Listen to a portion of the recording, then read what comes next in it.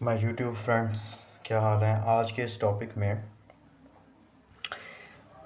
जो बेसिकली हमने कवर करना है, थर्मल कंडक्टिविटी कवर करना है। ठीक है, थर्मल कंडक्टिविटी क्या होती है एक मेटल के अंदर, और एक नॉन मेटल के अंदर थर्मल कंडक्टिविटी का क्या रोल है। ठीक है, तो क्वेश्चन ये बनता है,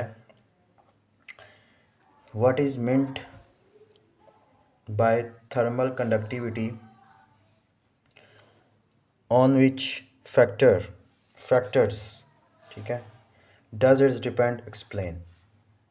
ठीक है, थर्मल कंडक्टिविटी किन फैक्टर्स के ऊपर डिपेंड करती है, थर्मल कंडक्टिविटी का मतलब क्या है, नॉन मेटल के अंदर थर्मल कंडक्टिविटी को किस तरह से स्टडी करते हैं, और मेटल के अंदर थर्मल कंडक्टिविटी को किस तरह से स्टडी करते हैं, इसका फार्मूलाज क्या हैं, और ये किन फैक्टर्स के ऊपर डिपेंड करती है।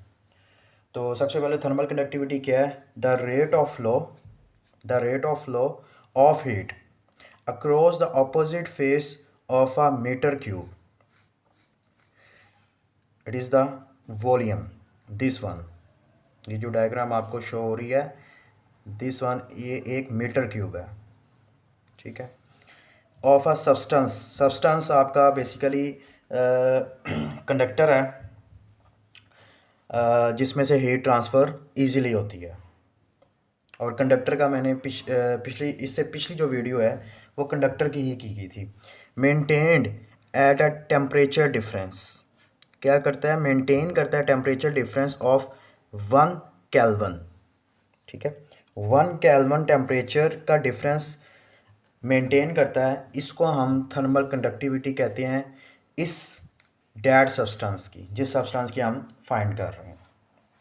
ठीक है, अब जिस हीट फ्लो क्या होती है, basically rate of flow of heat, basically एक पॉइंट से दूसरे पॉइंट में हीट का ट्रांसफ़र होना। जैसे ये है दिस वन, ये लाइक अ रोड। ठीक है, यहाँ पर गिव हीट दे रहे हैं, तो हीट बेसिकली ये T1 है, और हीट ट्रांसफ़र होके इसमें से हीट ट्रांसफ़र हो रही है, ठीक है, ए से बी की जानब। ठीक है, और ये T2 है, और T1 माइनस T2। ठीक है, इसका हमेशा जो है इन दोनों का जो डिफरेंस है वो 1 केल्विन लाजमी होना चाहिए, तो फिर हीट ट्रांसफ़र होगी। अगर ये 1 केल्विन नहीं होता, मिसाल for example T1 minus T2 is equal to zero हो जाता है, यानी कि जितनी T1 है उतनी ही T2 है, ये दोनों एक दूसरे को कैंसिल आउट कर देंगे तो ज़ीरो आ जाएगा, 0 केल्विन। मतलब ये है कि यहाँ पर हमारा क्या होगा, T1 से T2 की तरफ हीट ट्रांसफ़र नहीं होगी, और ये एक एक्विलिब्रियम कंडीशन बेसिकली इस पॉइंट के ऊपर आ जाएगी। ठीक हो गया, तो रेट ऑफ हीट फ्लो, ज़ाहिर सी बात है, T1 से T2 जाने के लिए हीट ट्रांसफर में टाइम भी लगता है, टाइम टेकन, और कितना टाइम लगता है वो न्यूमेरिकल के अंदर हम डिस्कस करेंगे।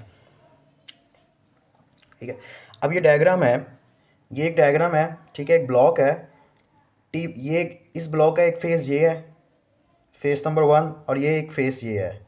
ठीक है, ये फेस है। ठीक हो गया, एक फेस ये है, ये ठीक हो गया।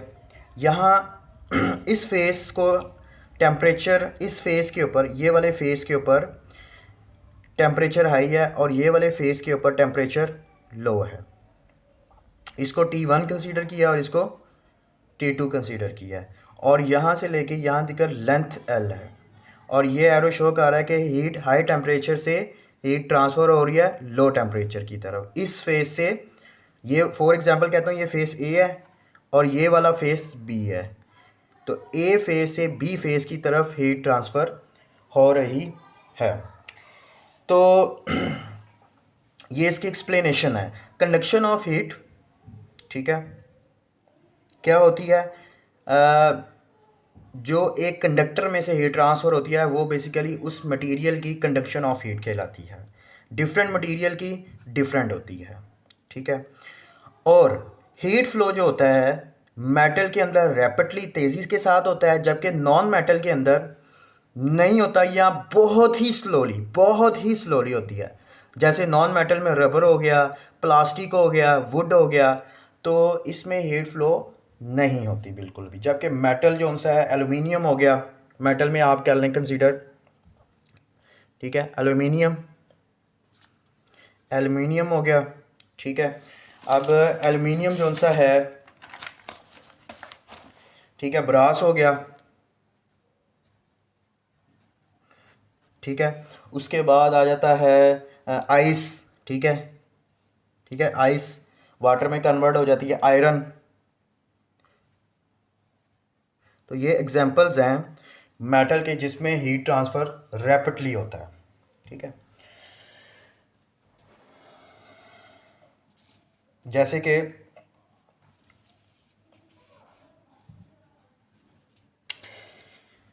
Rate of flow of heat, rate of flow of heat, जो कि ये rate of flow of heat, ठीक है। तो अमाउंट ऑफ हीट ट्रांसफ़र या amount of heat flow divided by time taken. Capital Q को अमाउंट ऑफ हीट से represent किया गया है और स्मॉल टी को टाइम से रिप्रेजेंट किया गया, ठीक हो गया। तो amount of heat transfer capital को, time taken small T, time taken in second, और amount of heat transfer joule, ठीक है।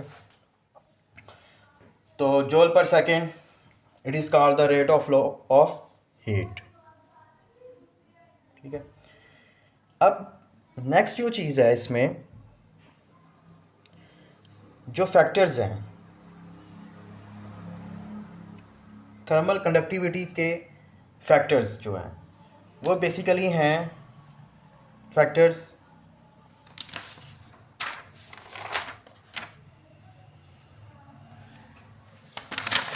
Cross sectional area number 1, cross sectional area number 1, number 2 length, number 3 temperature difference, temperature difference. तो ये 3 factors हैं जो thermal conductivity के ऊपर exist कर रहे हैं, डिपेंड कर रहे हैं, ठीक है।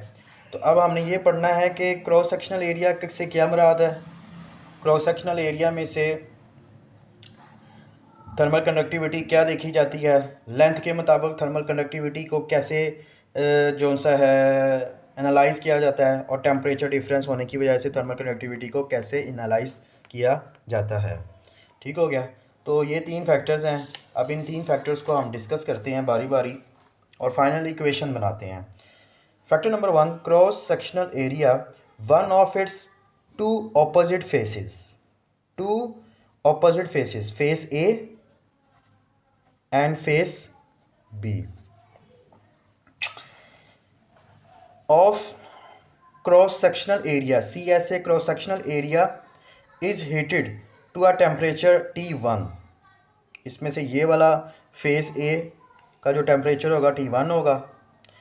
Heat flow capital Q along with length L, length L के अलॉन्ग हीट फ्लो होगी to the opposite face at T2, opposite face T2, जो ये फेस B है T2 की जानब, क्योंकि वो लो है टेम्परेचर,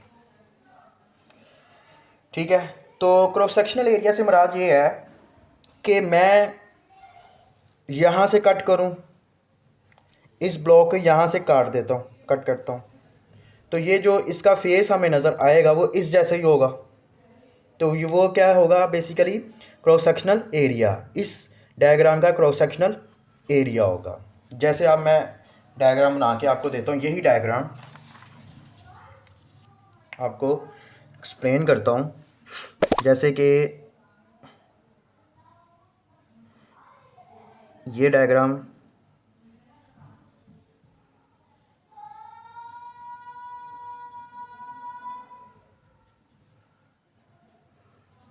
ठीक है,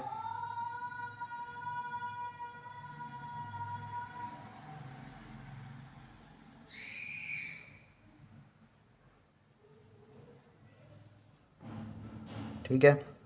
तो ये मैंने बीच में से ये क्या किया, बेसिकली कट किया है, इन सेंटर में से ये क्या कर दिया है, कट किया है।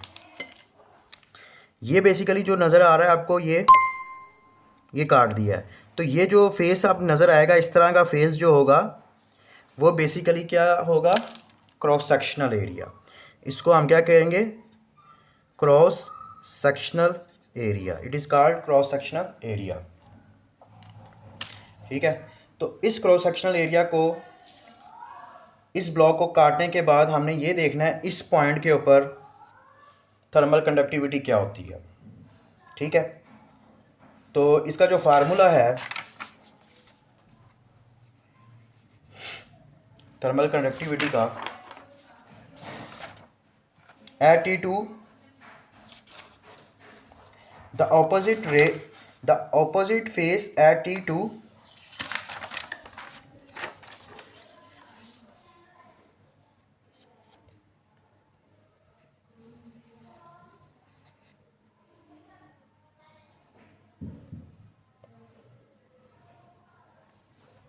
in T second. तो Q divided by T is directly proportional area, cross sectional area. यानी कि एरिया ज़्यादा होगा तो उसमें से हीट फ्लो भी ज़्यादा होगी, एरिया कम होगा तो इसमें से हीट भी कम होगी। ये बेसिकली रिलेशन प्रोपोर्शनल है। प्रोपोर्शनल हमारे पास दो तरह के होते हैं, एक डायरेक्ट प्रोपोर्शनल होता है जो कि ये दिया हुआ, और एक इनडायरेक्ट प्रोपोर्शनल होता है। ठीक है। उसके बाद आता है जी लेंथ ऑफ सॉलिड की जो लेंथ है, जैसे कि डायग्राम के अंदर ये शो किया है, ये क्या है, ये लेंथ है, यहाँ से लेके यहाँ तक, इस फेस से लेके इस फेस तक ये क्या है, ये एक लेंथ है। इसी तरह जौन सा है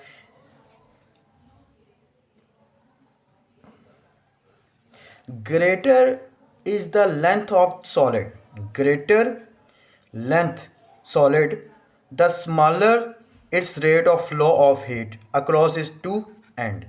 मतलब लेंथ को बढ़ा दें, ठीक है, तो उसमें जो हीट ट्रांसफ़र की जो फ्लो होगा उसका रेट क्या हो जाएगा, कम हो जाएगा।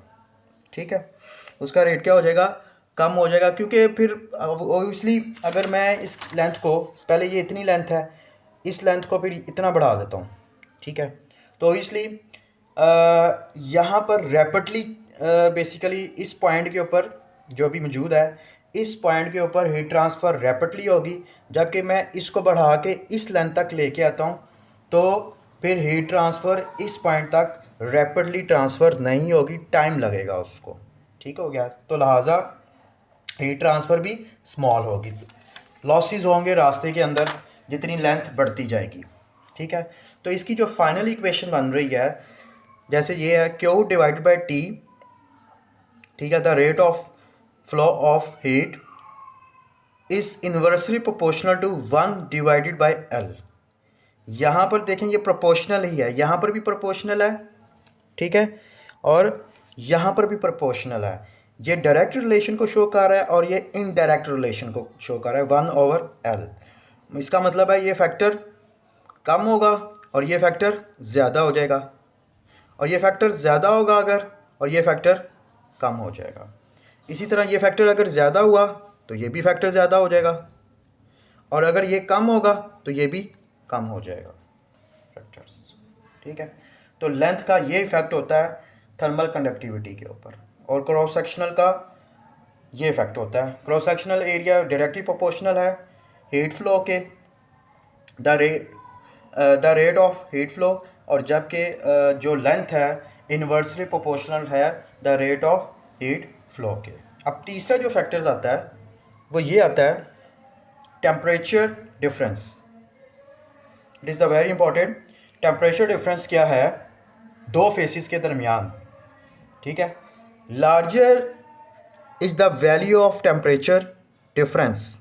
टेम्परेचर डिफरेंस अगर उसकी जो डिफरेंस है वो लार्जर है, the larger is the rate of flow of heat, larger the rate of flow of heat. ठीक है। तो इसमें basically Q divided by T, Q divided by T, the rate of flow is directly proportional to T1 minus T2, ठीक है। ये है temperature difference. ये जितना ज़्यादा टेम्परेचर डिफरेंस होगा, the rate of flow of heat in substance very large होगा। मतलब ये भी लार्ज होगा, ज़्यादा होगा तो ये भी ज़्यादा हो जाएगा, ये कम होगा तो ये भी कम हो जाएगा। ठीक हो गया। ये इक्वेशन 3, इक्वेशन 1, 2 और 3, तीनों इक्वेशन को हमने क्या करना है, कंबाइनिंग करना है, इक्वेशन 1, 2 एंड 3। तो फाइनल जो रिज़ल्ट हमारे पास आएगा, according to the math rules, equation की एक साइड इक्वल है तो दूसरी साइड इक्वल हो जाती है। अब ये देखें, Q ओवर T ये है, Q ओवर T ये है और Q ओवर T ये है, जो कि हमने ये लिख दी है, और प्रोपोर्शनल्स का साइन डाल दिया है। अब ये एरिया A ये है, 1 ओवर L मतलब लेंथ ये है, और T minus T2 temperature difference ये है। ठीक हो गया। ये A 1 के साथ मल्टीप्लाई होगा तो A ही हो जाएगा, बाकी ये फैक्टर साथ लग गया, डिवाइडेड बाय ये L आ गया। तो प्रोपोर्शनैलिटी को ख़त्म किया, ठीक है, प्रोपोर्शनैलिटी को ख़त्म किया, कांस्टेंट डाल दिया, और कांस्टेंट क्या डाला, K, ठीक है, K हमने डाल दिया। तो इक्वेशन क्या बनी फाइनल, Q ओवर T, ठीक है, A T1 minus T2 divided by L, मतलब कि इस प्रोपोर्शनल को ख़त्म करके इसकी जगह K पुट कर दिया, जो कि ये है। और K क्या है, basically thermal conductivity of material. Different material की डिफरेंट होगी, आयरन की डिफरेंट होगी थर्मल कंडक्टिविटी, एल्यूमिनियम की डिफरेंट होगी, आइस की डिफरेंट होगी, ठीक है। उसके बाद जो है सिल्वर की डिफरेंट होगी, ठीक है, सिल्वर की डिफरेंट होगी, वुड की डिफरेंट होगी, तमाम मटेरियल्स की ये थर्मल कंडक्टिविटी डिफरेंट होगी। अब हम इस इक्वेशन से थर्मल कंडक्टिविटी की वैल्यू निकालते हैं, मतलब इक्वेशन ड्राइव करते हैं के को किस तरह निकालना है। के ये है, according to the math rule के के साथ L डिवाइड हो रहा है, ठीक है, तो L इधर जाके मल्टीप्लाई हो जाएगा, जबकि के साथ A ब्रैकेट में T1 माइनस T2 मल्टीप्लाई हो रहा है, और ये पूरा फैक्टर इस तरफ जाके डिवाइड हो जाएगा, ठीक है। थस जो फाइनल इक्वेशन बनेगी, Q over T L divided by A bracket में T1 minus T2 is equal to thermal conductivity K। तो फाइनल इक्वेशन ये हमारे पास आ गई है, ठीक है।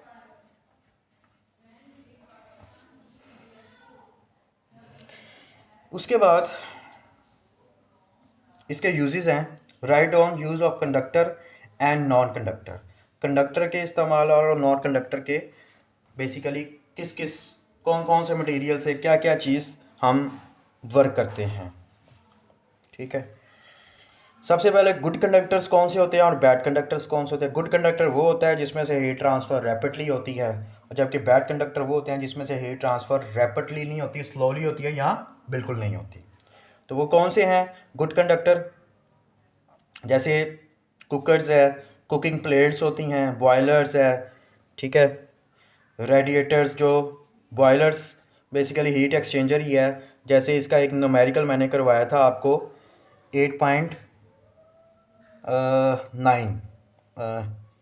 हाँ 8.9 और 8.10 न्यूमेरिकल बेसिकली इसी चीज़ के ऊपर था कि हीट एक्सचेंज करना। कंडेंसर ऑफ रेफ्रिजरेटर, रेफ्रिजरेटर के अंदर कंडेंसर होता है, वो भी बेसिकली हीट ट्रांसफ़र करता है। और ये सारा जो है ये जो इनमें जो मटेरियल इस्तेमाल हो रहा है, या तो आयरन हो रहा है, या एल्यूमिनियम हो रहा है, या सिल्वर हो रहा है, ठीक है, जिनकी थर्मल कंडक्टिविटी ज़्यादा है।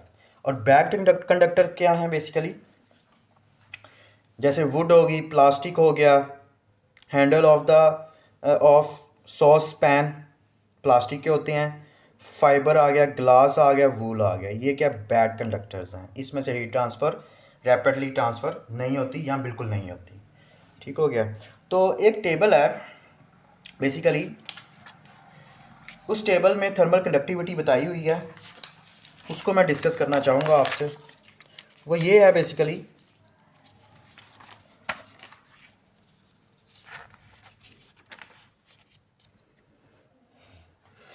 जैसे एयर की जो थर्मल कंडक्टिविटी एक्सप्लेन की है उसने, वो क्या है 0.026, ठीक है। जबकि एलुमिनियम की क्या है 245, ठीक हो गया। ब्रास की इसकी है, ब्रास की 1054। कॉपर की जो है, कॉपर की कितनी है, कॉपर की है 400, सबसे ज़्यादा ये है 400। उसके बाद वुड की सबसे कम है, वुड की कितनी है 0.08, बहुत कम है, ठीक हो गया। वाटर की कितनी है, वाटर की है 0.59, ठीक है, थर्मल कंडक्टिविटी। देखें कॉपर की सबसे ज़्यादा है, मतलब इसमें से हीट ट्रांसफ़र सबसे ज़्यादा होगी। इसी वजह से हमारा जो रेफ्रिजरेटर है उसमें जो कंडेंसर लगा होता है वो कॉपर का बना होता है, उसमें जो एवेपोरेटर लगा होता है वो भी कंडेंसर सॉरी एवेपोरेटर भी कॉपर का बना होता है, ठीक हो गया। क्योंकि कॉपर की हीट ट्रांसफ़र कॉपर में से बहुत रैपिडली होती है, तेज़ी के साथ होती है। जबकि वुड की देखें बहुत ही कम है, इसमें से बहुत ही कम जो सी है, कम के का कम होने की वजह से हीट ट्रांसफ़र बहुत कम होगी, ठीक है। और इसमें बहुत ज़्यादा हीट ट्रांसफ़र होगी, ठीक हो गया, क्योंकि इसमें के की वैल्यू ज़्यादा है, ठीक है। तो इसी तरह एक और है, आजकल जौन सा है हमारी जो रूफ़ में है, ठीक है, जो घर बन रहे हैं, कंस्ट्रक्शन घर की हो रही है, जो छत हैं रूफ़, ठीक है, इसमें बेसिकली मटेरियल ऊपर लेंटर डालने के बाद एक मटेरियल रखा जाता है, ठीक है, वाइट कलर का होता है मटेरियल, वो बेसिकली रखा जाता है। वो बेसिकली क्या है, इंसुलेटर है, क्या है वो इंसुलेटर है। और उसके अंदर बेसिकली क्या होता है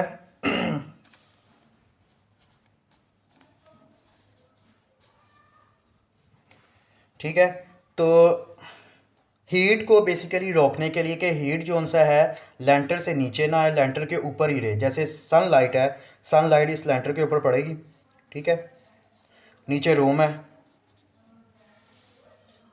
इस तरह से नीचे रूम है, तो जो सनलाइट की जो हीट है वो नीचे ट्रांसफ़र नहीं होगी, क्योंकि लेंटर के ऊपर लेंटर डालने के बाद जो सा है हमने बेसिकली क्या non insulator material white colour का जो सा होता है वो बेसिकली रख दिया इसके अंदर, ठीक हो गया। तो ये इसकी एग्जांपल है नॉन कंडक्टर की, ठीक है। और जबकि कंडक्टर की एग्जांपल है सबसे अच्छी जो से है आपकी जैसे एलुमिनियम की खिड़कियाँ रखी जाती हैं उसमें हीट ट्रांसफ़र तेज़ी के साथ होती है, ठीक है। तो आज का टॉपिक को यहीं बेसिकली क्लोज़ करते हैं। मेरी वीडियो देखने का बहुत बहुत शुक्रिया। मेरी वीडियो को लाइक करें, सब्सक्राइब करें, बेल आइकन के ऊपर टिक करें। आपके इस तरह से करने से मुझे मोटिवेशन मिलती है और एक वीडियो को बनाने में काफ़ी मेहनत करनी पड़ती है। तो आपका बहुत बहुत शुक्रिया, थैंक यू।